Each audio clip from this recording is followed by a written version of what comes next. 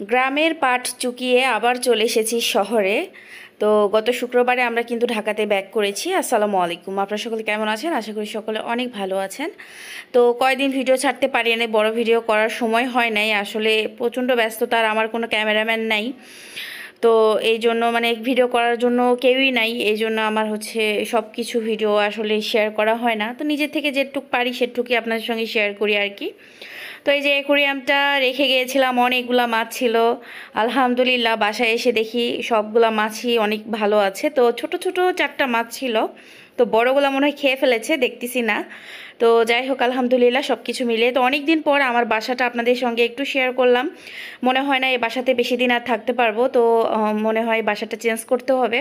তো এদিকে কিন্তু বাসাটা দেখিয়ে আমার ছেলেটা ঘুমাচ্ছে, আসলে এটা বিকাল টাইম। তো বিকাল টাইমে রান্নাটা আমি শুরু করেছি, প্রায় হচ্ছে আসরে আজান পর।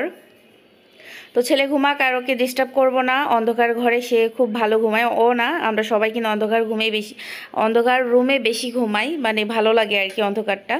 আর এদিকে কিন্তু আমার কাপড় চোপড়ের অভাব নাই, মানে হাত মোছা, পাতিল মোছা, আপনার হলো চুলার পাড় মোছা, তো এগুলো আমি কিন্তু কাপড়গুলো ধুয়ে ধুয়ে মেলে দিই, সেটা আপনাদের সঙ্গে একটু শেয়ার করলাম।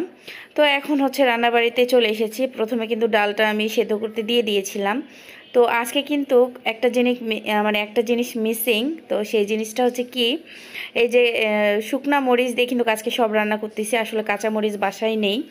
আর গ্রামে ছিলাম, আসার পর দেখি যেগুলো রেখে গিয়েছিলাম সব নষ্ট হয়ে গিয়েছিল। তো আপনাদের ভাইয়া নিয়ে আসতে চায়, অনেক রাত হয়ে গিয়েছিল, এই জন্য নিয়ে আসতে পারে নাই।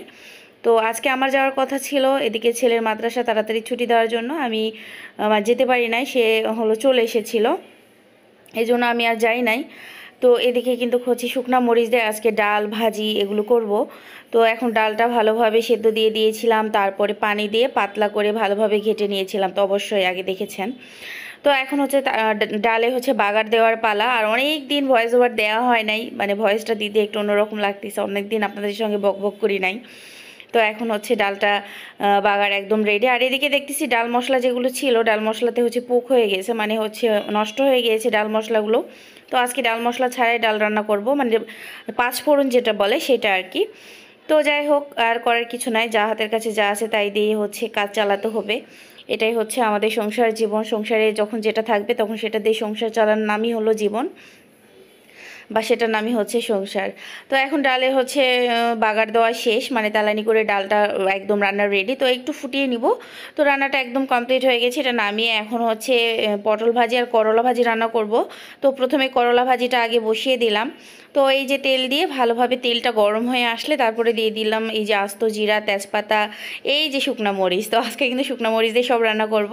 খারাপ লাগে না, ভালোই লাগে, কিন্তু কাঁচামরিচ স্বাস্থ্যের জন্য ভালো, এই জন্য আমরা কাঁচামরিচটা বেশি ইউজ করি। তো যেহেতু আজকে নেই, তো এই জন্য শুকনা মরিচ দিয়ে রান্না করতেছি। আসলে আপনাদের ভাইয়া কারো কাছে চাওয়া চিন্তা জিনিস পছন্দ করে না, ও শুধু একটা কথাই বলে, তোমার কাছে যা থাকবে তাই খাবা, না থাকবে না খেয়ে থাকবা, কখনো কারো কাছে যাবা না। তো এই জন্য আর কি আমিও সেভাবে মানে কারো কাছে চাওয়া চিন্তা করি না, মানে কারো কাছে ধার দেওয়ার জন্য যাই না আর কি, না যাওয়ার চেষ্টা করি। তো যাই না একেবারে, এটা ভুল, হয়তো বা খুবই কম, বা না বললেই না এরকম আর কি। তো ডাল আর করলা ভাজি কিন্তু উঠিয়ে দিয়েছি, ডালটা আমার আগে হয়ে গিয়েছে। তো আলু আর করলা সুন্দরভাবে কেটে ধুয়ে পরিষ্কার করে ভালোভাবে পেঁয়াজ কাঁচামরিচ তো না, শুকনো মরিচ দিয়ে বাগার দিয়ে হালকা আঁচে এটাকে রান্না করব পানি ছাড়া। তো তেলের মধ্যে উল্টে পাল্টে এটাকে ভেজে নিব। আর এখন হচ্ছে পটল ভাজি করব, পটলটা লম্বা করে ভাজি করব। তো এখানে তেলে আস্ত জিরা আর শুকনা মরিচ ফোড়ন দিয়ে দিলাম, দিয়ে দেওয়ার পর ভালোভাবে যে লম্বা লম্বা করে পটলগুলা কেটে তারপরে ঝাল লবণ হলুদ দিয়ে একটু বাটা মশলা দিয়ে এটা মাখিয়ে রেখেছিলাম, তো সেটা এখন দিয়ে দিলাম। আর এখানে পেঁয়াজগুলা অ্যাড করব, মানে পেঁয়াজটা যখন অ্যাড করব তখন এটা আধা হওয়া হবে, মানে যখন এটা একটু হয়ে আসবে, এই যে এই পর্যায়ে আমি কিন্তু হচ্ছে পেঁয়াজগুলা দিয়ে দিলাম।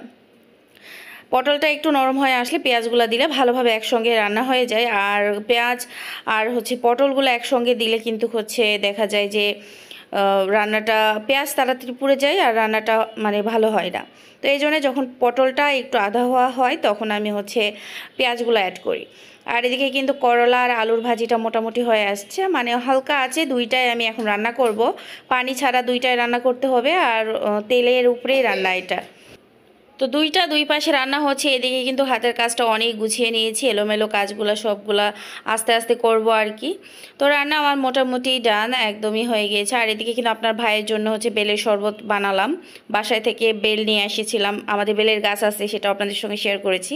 তো একটা পাকা ছিল, তো সেটা দিয়ে বেলের শরবত বানিয়েছি। আর এগুলো সব এখন গোছগাছ করব। তো যাই হোক, আজকের রান্না এবং আমার অ্যাকোয়ারিয়ামটা আপনাদের কাছে কেমন লেগেছে অবশ্যই কমেন্টে জানাবেন। ভালো লাগলে লাইক কমেন্ট শেয়ার করে আমার পাশেই থাকবেন। দেখা হচ্ছে নেক্সট ভিডিওতে। ততক্ষণ পর্যন্ত আপনারা সকলে ভালো থাকবেন, সুস্থ থাকবেন। আল্লাহ হাফেজ, আসসালামু আলাইকুম।